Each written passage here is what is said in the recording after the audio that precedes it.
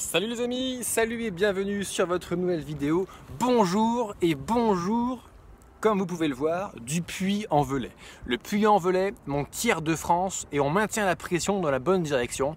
Ça, c'est ce qui va être le message important à retenir dans cette vidéo.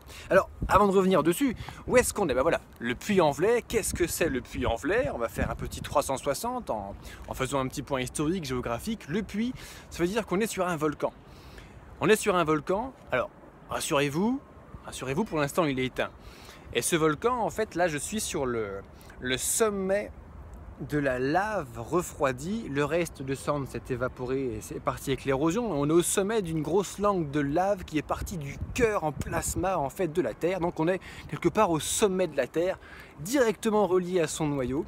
C'est pour vous dire, les ondes magnétiques, les ondes telluriques qu'on ressent ici, c'est extraordinaire. D'ailleurs, nos ancêtres, les Gaulois, il y a déjà 5000 ans de cela, l'avaient bien compris, l'avaient bien senti, étaient venus faire un temple énorme sur le sommet, juste derrière, là où aujourd'hui Marie nous regarde avec Jésus dans les bras ici, extraordinaire statue.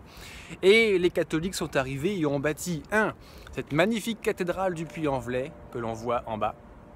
Et deux, effectivement, en 1855, la statue de Marie sur le sommet de la ville. Alors, comment ils l'ont fait et pourquoi ils l'ont fait en 55, cette statue? Là, c'est pas compliqué. On l'a fait en 57. En 1855, il y a la guerre de Crimée.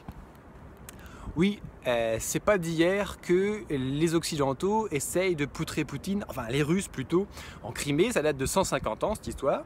Et en 55, on a envoyé un corps expéditionnaire, les Anglais et les Français, pour aller s'allier aux Ottomans et faire la guerre aux Russes. Et il se trouve qu'on a gagné la guerre cette fois-ci. Et on a pris Sébastopol et tous ces canons. Là, on est sur du canon russe, là, hein, si tu veux, une sorte d'ancêtre de la K-47. Et on a fondu les canons pour faire Marie avec Jésus là-haut. Un symbole de paix, d'amour, c'est quand même plus sympa, plus joli qu'une machine à tuer.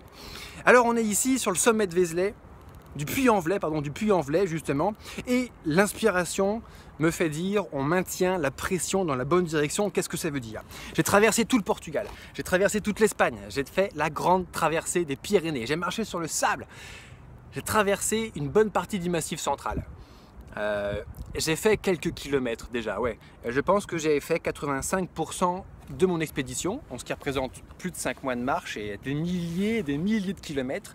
Et je pourrais me dire, bon ben voilà, je suis arrivé au Puy-en-Velay, c'est tranquille, il y a Jésus, il y a Marie, il y a des bonnes ondes. Je pourrais prendre un jour de repos par exemple, je pourrais diminuer la cadence, faire moins de kilomètres, etc. Non! Je suis à 85%, ça ne veut pas dire que je suis à 100%, donc c'est pas fini. Et c'est justement quand tu vois la ligne d'arrivée que tu peux être tenté de te dire « Waouh, c'est bon, c'est peinard, j'ai gagné ». Non, que dalle. On maintient la pression dans la bonne direction. La bonne direction pour moi, c'est là-bas, vers le nord.